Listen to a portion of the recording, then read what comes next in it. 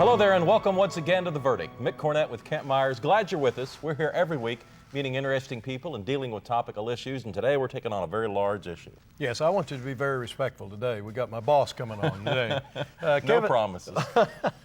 Kevin Gordon, the president of Crowe Dunlevy, my law firm, is going to come on. He spends and talk to us. He spends an awful lot of time in the healthcare area. He's going to talk about the Affordable Care Act, ACA, that also bears the name Obamacare, depending on who you talk to or what's going on. But we're going to find out what is the situation with that since the Supreme Court decision affirming or upholding at least the major portion of the act, and see where that's going to leave Oklahoma and what are the next steps.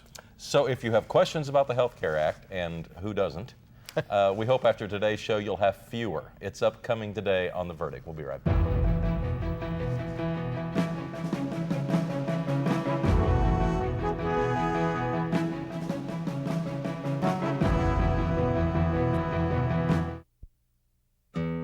Positive Tomorrows is a school focused on serving the needs of homeless children, particularly in terms of education. Currently, about half of them are living in local homeless shelters. I don't know where I live.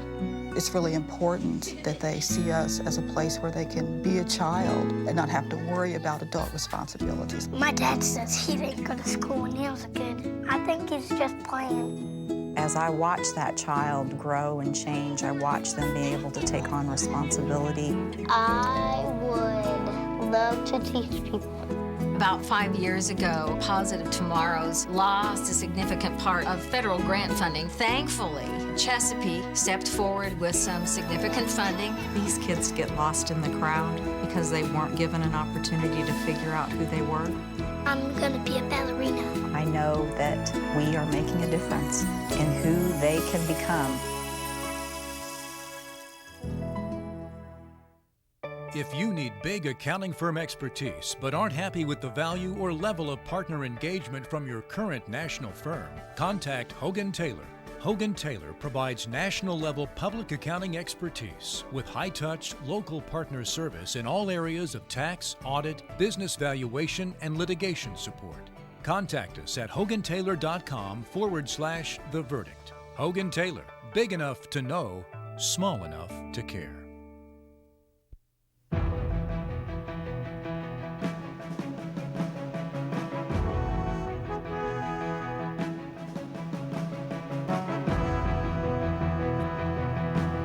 Hello and welcome back to The Verdict. Mick Cornett with Kent Myers. Kent's going to introduce today's guest. Today it's a double pleasure for me to welcome Kevin Gordon to our show. It's not only because he's going to be here talking to us as our guest, but also because of his position as president of Crowe Dunlevy, where I've practiced law forever. He's our president and our leader, and we're sure pleased that you would join us. Kevin did his undergraduate work at Westminster College, where he graduated with honors. He did his law work at Washington University Law School, where he graduated in the top 10% of his class. He has practiced law since 1984. He's been an appointee to task forces, both by the governor and by the Oklahoma Insurance Department, on the Health Care Act and how it's going to be implemented in Oklahoma. This is his second visit to The Verdict. Kevin, welcome back. Thank you, Ken. Glad to have you. Glad to be here. You haven't changed a bit since last time. I suspect I have. Kevin, you've been following the healthcare goings-on pretty closely, and since Justice Roberts gave that opinion and let Obamacare apparently stand, what's your latest take on the events that have taken place over the last few weeks? Well, it's been rather surprising to me, Mick, not only because of the way in which the decision was reached, but also because of the results of the decision. The decision, as you may know, upheld the Affordable Care Act on grounds different than most experts had predicted. Everyone thought that if it was upheld, it would be upheld under the Constitution's Commerce Clause, which gives Congress the power to regulate commerce. That's not the way it went down. The majority, which was led by Chief Justice Roberts, normally an ally of the conservative bloc, siding in this case with the liberal bloc of the court, found that while the Commerce Clause didn't allow the act to go forward, because you can't force people to engage in commerce. You can regulate commerce if they're already in it, but you can't make them buy something like insurance. That's the Or broccoli. Or broccoli. You can't make them buy broccoli, and that's why the Commerce Clause did not support the Affordable Care Act.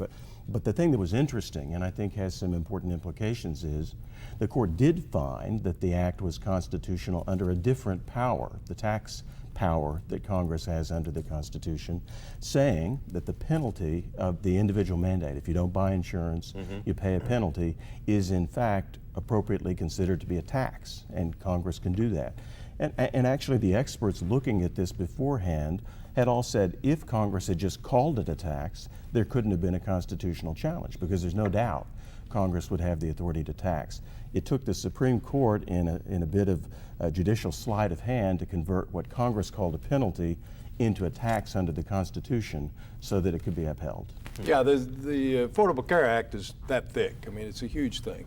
And nowhere in it does it refer to the cost of buying the mandated coverage as a tax. That's right. In fact, I think Congress and the administration were pretty careful to keep from calling it a tax.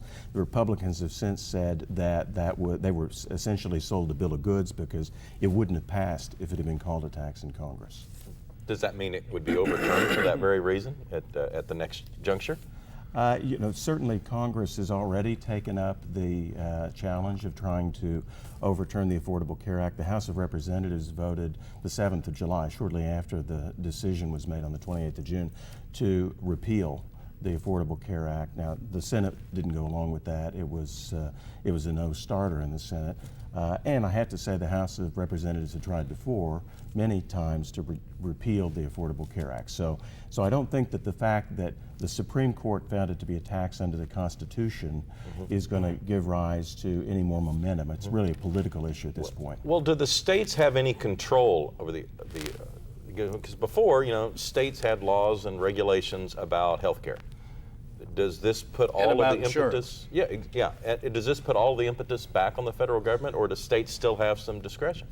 Well, states do have discretion. The other part of the decision by the Supreme Court was to look at the Affordable Care Act's attempt to expand Medicaid coverage, which is how we take care of the poor that are unable to, or some of the poor that are unable to afford insurance coverage. The Act says that additional money will be available to the states very generously at 100% of the cost, unlike current Medicaid money, which is closer to two-thirds match, two-thirds federal dollars for one-third state dollars. The new Affordable Care Act says the Congress will pay, at least for the first couple of years, for 100% of the match for expanding Medicaid rather dramatically. Now, the catch in the Supreme Court decision is they said that has to really be voluntary on the part of the states. The law says the states could always decide not to accept the new Medicaid money, but if they did accept it, then they were at risk of losing all of their Medicaid money, their pre-existing money, which is a significant part of state budgets, if they didn't comply with the federal law. Now, this gives the states more power back because they can either take the new Medicaid money or not, and they're not at risk of losing their old Medicaid money. We may be dealing with a tempest in a teapot here, I guess, because if the Republicans should assume control of the Senate after the November elections, is there anything preventing the Senate from voting to repeal the ACA?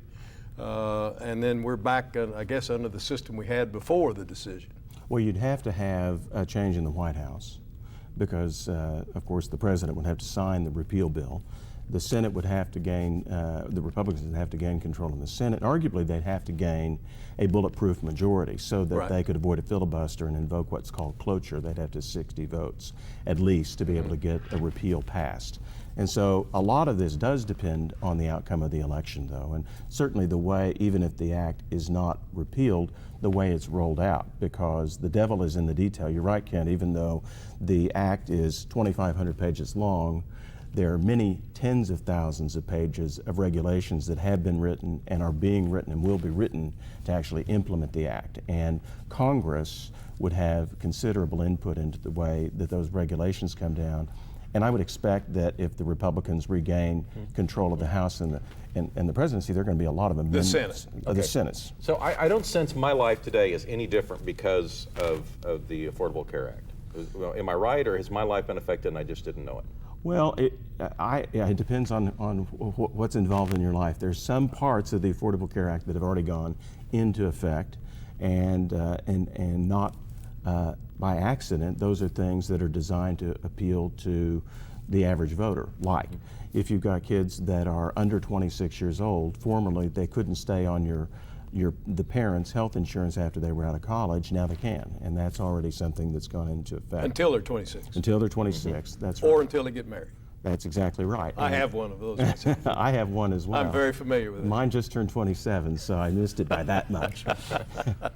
Anyway, so there are some things that were designed to roll out before the election this year, and there will be other benefits and other parts of the act that have already gone into effect that you might or might not see. Well, in that situation, is the insurance agency or the insurance business, are they able to charge for that child? I mean, so to an extent, no one's been negatively affected. I assume that the insurance industry has just calculated that into the new payment procedure for the adult who has the policy. They have, and part of the consequence of the Affordable Care Act being passed is that the insurance industry has been very proactive in getting ready for its implementation, because they had to make lots and lots of changes in the way they price policies, the way they sell policies, which we can talk about, but those kinds of changes take a long time to implement. And as a result of that, the insurance industry was in a bit of a holding pattern while the Supreme Court was deciding.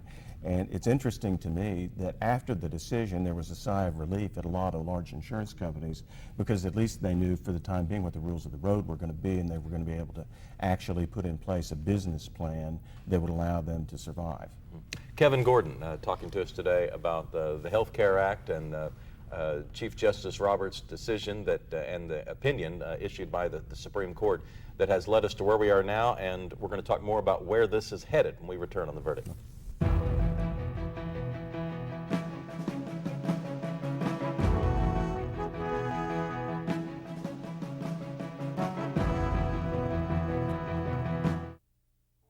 The thing that has made the most sense for me is realizing that I am still an educator, and that is what I do at the Chickasaw Nation. I'm Dr. Amanda Cobb-Greetham. I'm a historian, and I'm Chickasaw. The Chickasaw Cultural Center is amazing. It is a very, very special place devoted to the sharing and to the celebration of Chickasaw history and culture. State-of-the-art technology, exhibits that are not like anything I've ever seen. The Spirit Forest is incredible, and you feel as if you have actually just walked into a forest with huge trees all around you. It's timeless, and yet it's sort of also representative of our time depth, to really just sort of reach through time and touch the past. By the end of the exhibits, you really have a sense of Chickasaw cultural and political resurgence, and the extent to which we are a healthy, dynamic, and vital tribe today. Chickasaws have always been an inclusive people. This is something for the whole community and for the state of Oklahoma. They lift, grip, and bear pressure. They carry our state through every season. Hands that simply by doing their job, forge opportunity for nearly 350,000.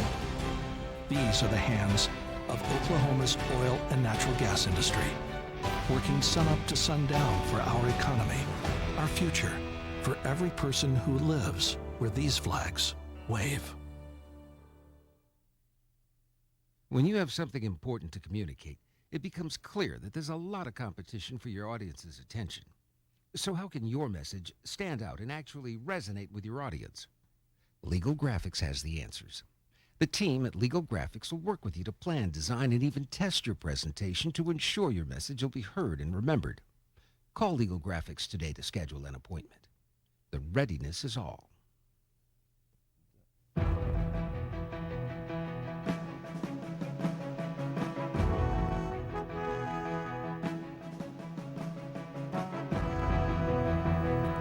Welcome back to the set of The Verdict. We're talking about the Affordable Health Care Act. Kevin Gordon is our guest, and I wanted to talk to you about the implications of the decision, including Oklahoma. Does Oklahoma have any special stake in this that other states don't? We do in a couple of ways. The first is that Oklahoma is in the bottom 10 in terms of the percentage of our population that's uninsured. It's about 22%, which is 600,000 Oklahomans. So that puts us in a very different category from states like Massachusetts that implemented a state version of the Affordable Care Act, but already had about 90% of their citizens covered by insurance. So we're a poor state without as much insurance. That's one of the ways in which the Medicaid expansion probably is more important to us than it is to most states. And there are two different issues that arose out of this decision that the governor and the legislature will have to address that are Oklahoma specific. And the first is that it's the Medicaid expansion. As I said before, you're not obligated to take the new federal money, which would pay 100 cents on the dollar for the expanded coverage. But if you do, then you have to follow the federal guidelines, which mean that you have to expand the coverage. Not only the type of people covered. Medicaid has historically covered pregnant women and children and blind and truly people that were unable to care for themselves in addition to being poor. Now it will cover virtually everybody that makes below 133% of the poverty line. So that's an expansion in terms of the categories of people and the dollar amounts. And that's why it's projected that that would take care of a couple of 100,000 of the uninsured. Well, so there's no matching funds that the state have to come up with? Not for the first couple of years. It's 100%, and it phases out after the first couple of years to still 90% federal dollars, much richer for the state than the current Medicaid matching. We read recently, well, a little bit before this decision came out, that Oklahoma had rejected the $54 million of federal money to help implement, I guess, the ACA. Can you talk to us a little bit about that? Sure. What you're talking about was an early innovator grant that the insurance department under Kim Holland and the healthcare authority under Mike Fogarty received that would have given $54 million to Oklahoma to create kind of a model of what's called a health benefit exchange that could be then used in other states. We got that grant because the Insure Oklahoma program that Kim Holland developed was innovative nationally and well regarded. $54 million to create a state exchange, which the legislature and the governor initially accepted. This is about a year ago, and then because of the furor arising out of Obamacare, they decided to give that money back. Now we're in a position where the state either has to use its own money to create a health benefit exchange, or we're going to have a federal model of an exchange forced on us. Tell us briefly, in kind of layman's terms, what is a health benefit exchange? Yeah, if you think of exchange not as trading one for the other, but a stock exchange, it's an exchange, except it's a computer model, and it's where insurance companies have to develop and post information about health plans, insurance policies that meet certain minimum standards, and then customers, which can be individuals that are getting subsidized premiums or tax credits to buy insurance, or small businesses, they can go and buy and look at and buy insurance through that exchange. It's designed to, number one, increase competition by putting all the insurance companies on a level playing field so that their benefits can be compared side to side and to give consumers choice. And also that is, and this is important for the Affordable Care Act, that's the way that people will have access to the subsidized premium payments to help pay for their health insurance. They have to go through an exchange. You had mentioned that there was some thought that the Supreme Court decision, I don't want to get back into the details of it particularly, but I want to focus on the Commerce Clause.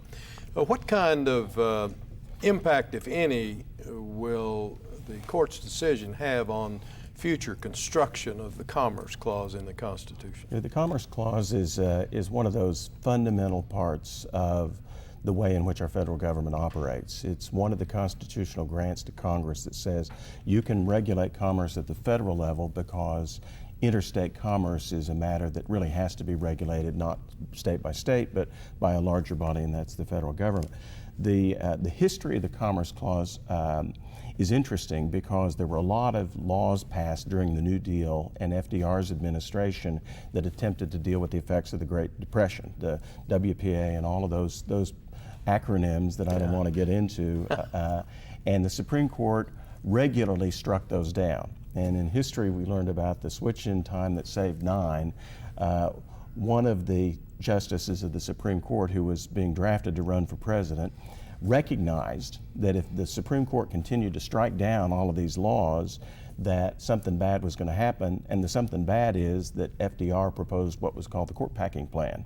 For all of the justices that were over 70, he was going to appoint somebody else, so there'd be a much larger Supreme Court, and the court looked at that and said, our institutional integrity is at stake, and they started upholding the New Deal legislation and saying that the Commerce Clause is very broad, and it gives Congress a lot of power to regulate commerce. So if, to the extent this could be conceived to be a rollback of this long-standing 60-year precedent arising out of the New Deal, it could have significant implications. Chief Justice Roberts goes to pains in his decision to say it isn't a change from precedent, and it focuses again on what I said. This is not commerce to require people to buy something. They're not in commerce, so you're not regulating commerce, you're regulating the non-participation. What do you think is the biggest misconception from the general consumer about the Health Care Act? What do people not see coming?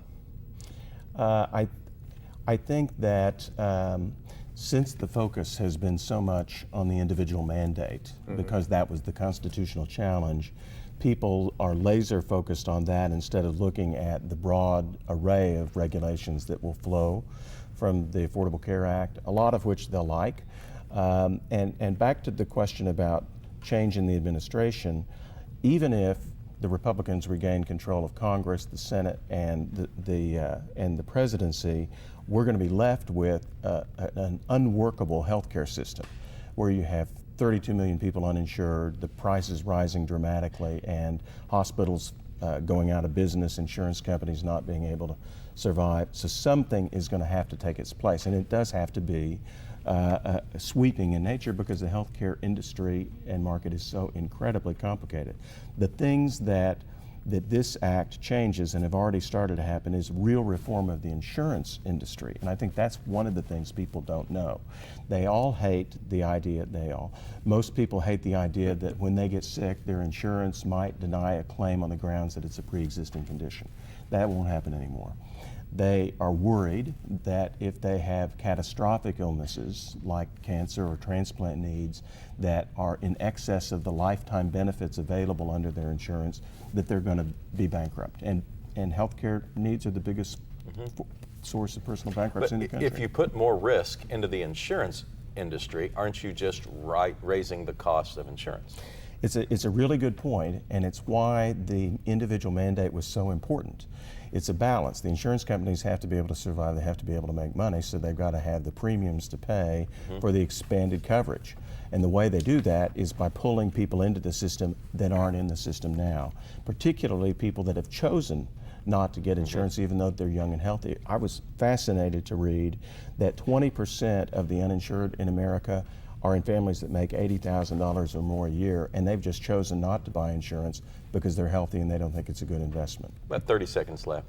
5 years from now, what's the healthcare system going to look like? How will it be different from today? Well, as I said, regardless of whether the Affordable Care Act goes or stays, we're going to have fundamental change to deal with because what we have is unsustainable. Assuming that it stays and that it isn't amended into oblivion, which could certainly happen, then I think we'll have virtually everybody covered by insurance or by Medicaid, some form of public or private insurance. Hospitals will be greatly relieved. Hospital stocks jumped when the Affordable Care Act was upheld because they're taking the hit for the emergency room care for people that aren't getting primary care and prevention of chronic disease. So maybe more care, higher taxes. Maybe higher taxes. The promise is savings, and we'll have to see. Kevin Gordon's been our guest today, and I know I've learned a lot about the Health Care Act. Hope you have too. Thanks for coming in. Thanks, Kevin. Thanks very much. Really appreciate it. Kent and I'll have a final word when we get back.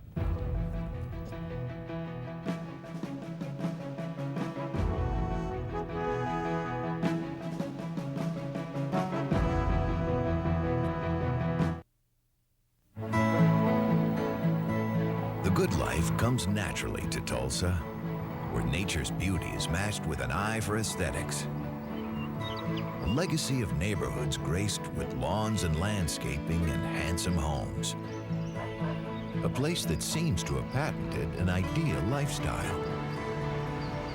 Bank First is loyal to the quality of life Tulsa assures its citizens, to the priority placed on education, culture, and growth. Loyal to builders who transform raw land into residential charm. Developers who see opportunity and add vitality to Tulsa's economy. Bank First serves both enterprise and private lives that need a loyal partner. It's how we help nurture this city's very good life. Bank First. Loyal to Oklahoma. Loyal to you. You have children coming from a different lifestyle, different mindset. You have to open your arms and really do what you have to do to have that child become a part of your family. And if it's more patience, that's what you do. Kids got to know they can trust you. And that's what we've tried to do with these kids. You will always be Mom and Dad to me. The Journal-Record is pleased to be a sponsor of The Verdict.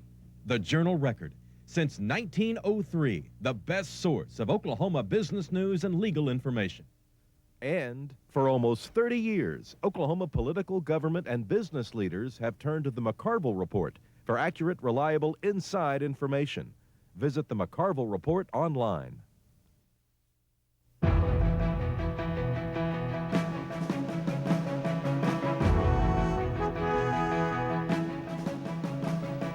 Welcome back to the set of The Verdict. Mick Cornett and Kent Myers wrapping up the show with Kevin Gordon as we discuss the Health Care Act. Yes, Kevin's a very knowledgeable fellow about this. He's been studying it since it first hit the drawing boards. He understands it about as well as anybody. He combines a nice blend of being a really effective healthcare lawyer and a wonderful law firm administrator, I'll tell you that, having experienced him every day. But he really knows what he's talking about here, and it is a complicated subject, and yet he seems to explain it pretty well. Yeah, well, he brings to light that I think most people think this affects doctors and hospitals, but the insurance companies are affected equally, if not more so, in the way that they operate. And so I think that was a good takeaway from today's conversation. And we'll see what the state of Oklahoma does. We'll see how the November elections affect all of this, and perhaps have Kevin back on a show in the future. You can reach Kevin at the website of the firm, crowedunlevy.com, and we have a website, theverdict.tv. We'll see you next week.